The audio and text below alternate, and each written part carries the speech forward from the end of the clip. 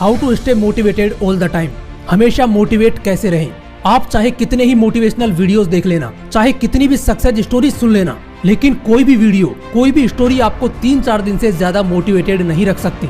उसके बाद फिर आपको एक मोटिवेशनल वीडियो देखने की जरूरत पड़ेगी। इसलिए हमेशा मोटिवेटेड रहने का पहला तरीका तो ये है कि रोज सुबह उठते ही एक मोटिवेशनल वीडियो देखो। और ये तरीका उन लोगों के लिए है जिनकी बेसिक जरूरतें पूरी हो रही हैं, जिनके पास अच्छा खाना, अच्छे कपड़े और अच्छा मकान है, और जो अपनी लाइफ में और अच्छा करना चाहते हैं। और दूसरा तरीका है अपनी भूख जगाओ, अपने सपनों को अपनी जरूरत बना लो। और ये तरीका भी उन्हीं लोगों के लिए है जिनकी बेसिक जरूरतें पूरी हो रही हैं, क्योंकि जिनकी बेसिक जरूरतें पूरी नहीं होती, कोई भी सपना पूरा करना जिनकी जरूरत बन जाती है, उनके अंदर भूख पहले से ही होती है। और जिनके अंदर भूख होती है उनको मोटिवेशनल वीडियो देखने की जरूरत नहीं पड़ती। फॉर एग्जाम्पल, अगर किसी को भूख लगी हो तो वो मोटिवेशनल वीडियो देखने नहीं बैठेगा। उसके दिमाग में उस वक्त सिर्फ एक ही चीज होगी कि किसी भी तरह खाना मिल जाए बस, क्योंकि ऐसे वक्त पर भूख उसका मोटिवेशन और रोटी उसकी जरूरत बन जाती है। अगर ये एग्जाम्पल नहीं समझ में आया तो एक सच्ची कहानी सुनो। ये कहानी है अपने ही भारत देश के एक लड़के की। एक छोटा सा गांव था जिसमें एक गरीब किसान खेती से आए पैसों से अपने परिवार का पेट बड़ी मुश्किल से पालता था। और जब खेती से उम्मीद नहीं रहती तो वो सब्जियां बेचकर गुजारा करता था, क्योंकि उसे खुद के अलावा अपने परिवार के 6 और लोगों का पेट भरना होता था, जिसमें उसकी माँ, पत्नी और 4 बच्चे थे। और ये सब सिर्फ एक रूम वाले घर में रहते थे। ये समझ लो ये परिवार गरीबी से लड़ रहा था। कुछ साल बाद जब उनका बड़ा बेटा अमित 5th स्टैंडर्ड में आया तो उसकी माँ ने उससे कहा कि बेटा, इस गरीबी से निकलने का एक ही रास्ता है, तेरी पढ़ाई।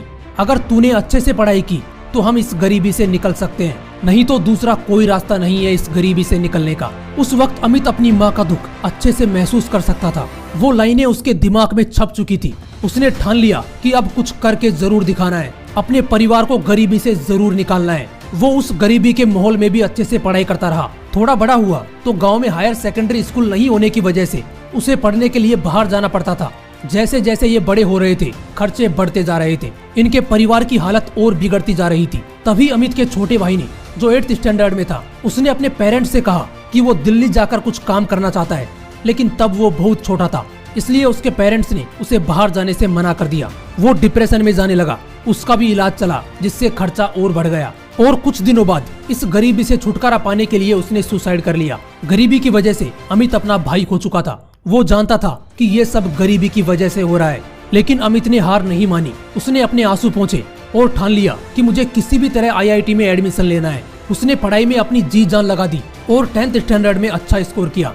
अमित ने अपने पापा से कहा कि मुझे सुपर 30 के आनंद सर से मिलना है। वो दोनों उन्हें मिलने गए और उसे उस एकेडमी में एडमिशन मिल गया। कुछ दिन बाद आनंद सर ने नोटिस किया कि अमित रोज देर रात तक पढ़ता है। आनंद सर उससे कहते थे कि थोड़ा आराम भी कर लिया कर।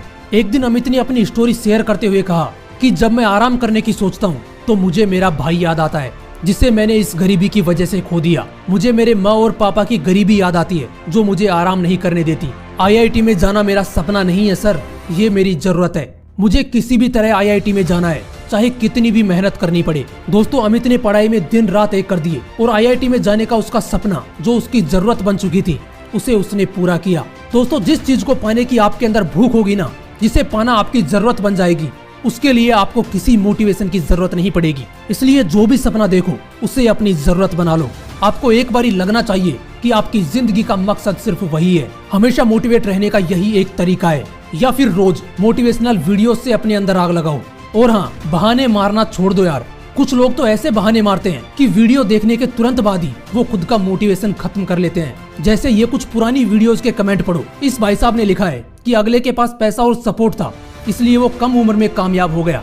फिर एक ने लिखा है कि उसका फादर सॉफ्टवेयर डेवलपर था, वो हाई क्लास फैमिली से बिलोंग करता था। दोस्तों, यही बहाने आपको आगे बढ़ने से रोकते हैं, क्योंकि जब आप ऐसा सोचते हो कि जो उसके पास था वो मेरे पास नहीं है, इसलिए मैं सफल नहीं हो सकता, तो आपका पूरा मोटिवेशन वहीं खत्म हो जाता है। फॉर एग्जाम्पल, आप जिस फील्ड में जाना चाहते हो उस फील्ड में कोई बंदा सक्सेसफुल है और जो चीज उसके पास थी वो चीज आपके पास नहीं है, इसलिए आप सक्सेसफुल नहीं हो सकते। अगर आप ऐसा सोचते हो तो आपको यही लगेगा कि आप कभी सक्सेसफुल नहीं हो पाओगे, क्योंकि आपके पास तो वो चीज है ही नहीं जो आपके फील्ड में उस बंदे के पास थी जो अभी सक्सेसफुल है।